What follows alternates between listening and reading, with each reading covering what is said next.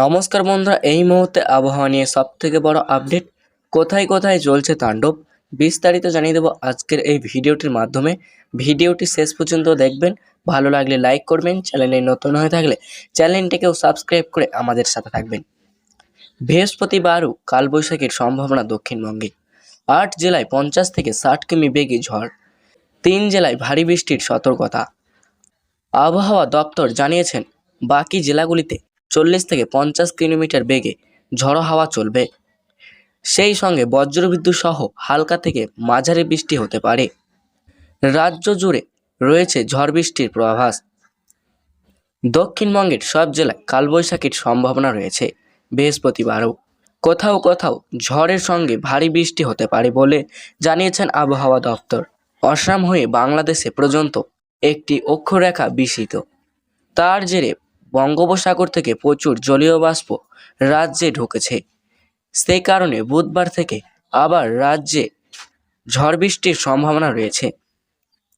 বুধবার কলকাতা সহ দক্ষিণবঙ্গের বেশিরভাগ জেলায় কালবৈশাখী, সেই সঙ্গে মাঝারি থেকে ভারী বৃষ্টি হয় রাতের দিকে। সেই বৃষ্টির কারণে শহরের সর্বনিম্ন তাপমাত্রা বৃহস্পতিবার স্বাভাবিকের থেকে 5.8 ডিগ্রি সেলসিয়াস নেমেছে।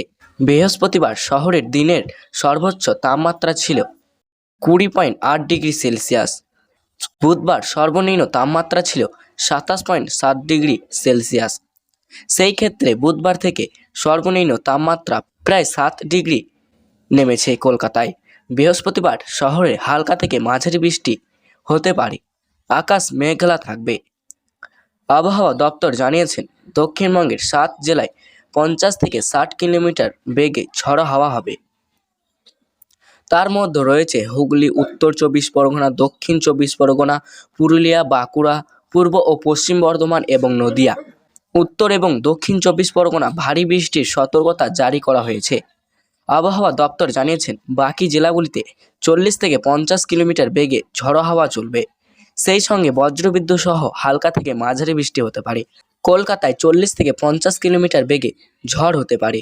আগামী 6 মে পর্যন্ত দক্ষিণবঙ্গের সব জেলায় ঝড় বৃষ্টির পূর্বাভাস দিয়েছে আবহাওয়া দপ্তর। অন্যদিকে উত্তরবঙ্গের সব জেলাতেই 7 মে পর্যন্ত বৃষ্টির পূর্বাভাস দেওয়া হয়েছে। তবে 8 মে পর্যন্ত উত্তরবঙ্গের দার্জিলিং, জলপাইগুড়ি, কালিম্পং এবং আলিপুরদুয়ারের ভারী বৃষ্টি, সেই সঙ্গে 30 থেকে 40 কিলোমিটার বেগে ঝড়ের সতর্কতা জারি করা হয়েছে। তো সুপ্রিয় দর্শক, আজকে ছিল এই পর্যন্ত আবহাওয়ার লেটেস্ট আপডেট। ভালো লাগলে লাইক করবেন, চ্যানেলে নতুন হয়ে থাকলে চ্যানেলটাকেও সাবস্ক্রাইব করবেন। আর এমনই আবহাওয়ার লেটেস্ট ওয়েদার আপডেট জানতে হলে স্কাই রিপোর্ট চ্যানেলটিকে নজর রাখবেন।